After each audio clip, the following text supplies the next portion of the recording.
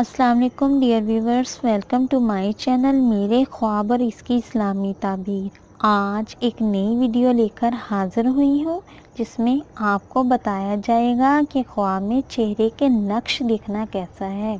चेहरे के नक्श देखने का मतलब है कि वो हज करेगा और अगर नमाज कज़ा है तो नमाज कज़ा अदा करेगा, और अगर इसके ज़िम्मे इमानत है तो इस इमानत को अदा करेगा, अगर कर्ज़ है तो वो कर्ज़ को अदा करेगा। डियर व्यूवर्स, अगर आपको अपने ख्वाब की तामीर मालूम करनी है या अपने ख्वाब के मुताल्लिक कुछ पूछना हो तो नीचे कमेंट्स में पूछ सकते हैं और अपनी राय का इज़हार ज़रूर दें।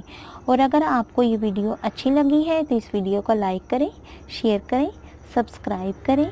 Thanks for watching video. अल्लाह हाफिज़।